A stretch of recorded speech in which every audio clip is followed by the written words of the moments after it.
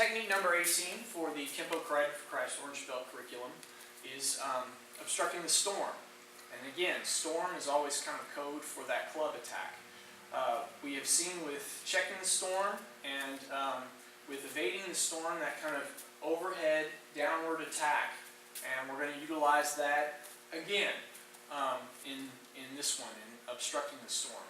The first step on this one is we're going to move with evading the storm. We move forward, but we veered off slightly, right? Stay just outside. That way, if you had to, if something went wrong, we could just let it pass, right? Best block don't be there. Well, we're utilizing that block and meeting it and then going for an attack, but you're still kind of putting yourself in a safer position. So if you had to, you could just be out of the way. With obstructing the storm, we are going to move directly into the path of the stick, but far enough in, again, that we get outside of that outer edge, right? The stick makes an arc, and out at the tip of the stick is where it's moving the fastest, where it will cause the most damage if it makes contact with your head. So we're going to jump in on the stick, and we want to make contact with the arms. And we're going to use a cross-arm block here. Anytime you see a cross-arm block, in this case stepping forward with the left foot, I'm going to do a high block with the left, and I'm going to do a high block with the right behind it.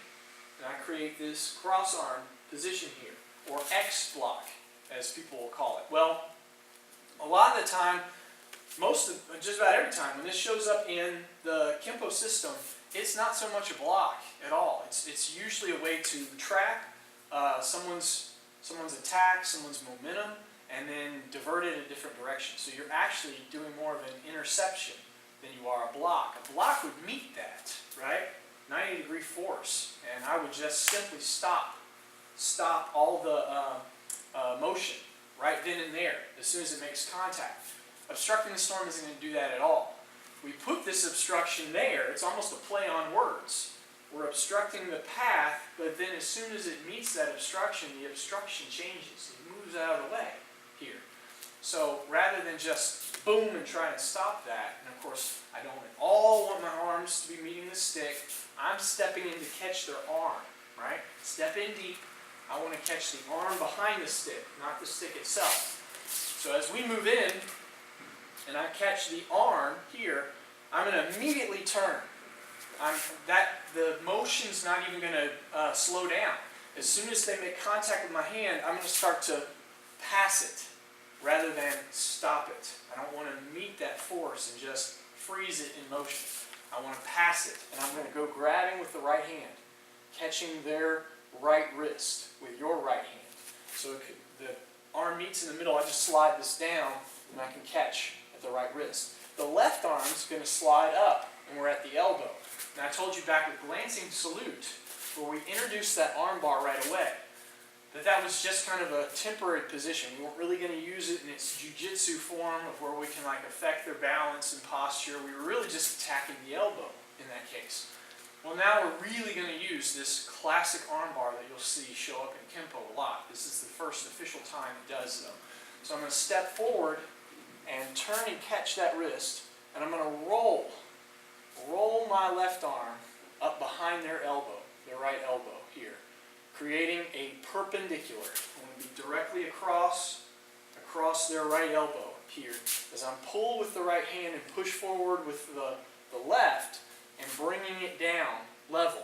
Now, as I do that, at the same time, I'm going to continue their momentum by changing it from this kind of forward-downward motion to a rotational force.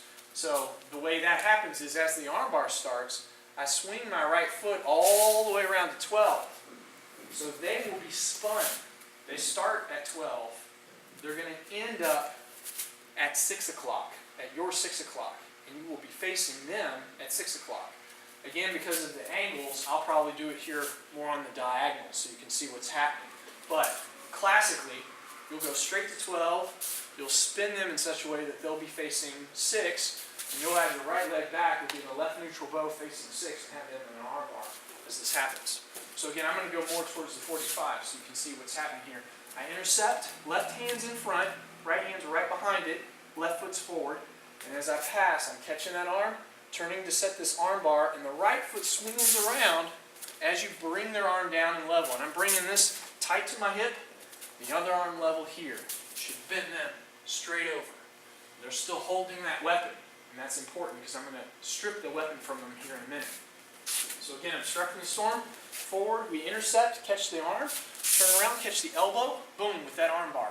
Classic arm bar, and they're bent forward. Now here comes the strip part. I want to pull. Just reach down where they're holding it, come right to the other end of their hand. And I want to be able to pull that stick right out of their hand. Now if you just go and pull, you're going to be in a tug-of-war match with the guy. Even though you've got him in an arm bar, he can still grip that stick and not let you have it. So at the same time I'm pulling, I'm going to thrust with the right knee. And that's going to go right up to their head, boom. And that should allow me to pull that stick free from their hand. And now you're holding it, but you're holding it with the long side down. If you grab it right behind where they're grabbing it and pulled it free, you'll have where they were grabbing it, the shorter side of the stick will be forward, and the rest of it will be in reverse grip. And that's what you want. You want to have the short end coming out the top of your hand and the longer end coming out the back. We're actually going to use the shorter end to thrust with. The last part of this technique is you pull that weapon free and knee, you plant back, and we're thrusting forward with that little end right into their head, right forward to their face, there. And that's obstructing the storm. That's the whole thing. So again, I'm on the diagonal, step forward with the left, I intercept, rolling to the arm bar, I spin them around. We're going to pull and disarm, plant back, and that's important, don't step forward yet, and thrust with the right into their face. Hitting them with their own weapon, but specifically the handle of their own weapon. We'll advance with that type of idea at a later date. Right now, when you do the knee and strip, plant back with it. Boom. And then raise up, hitting with that right side.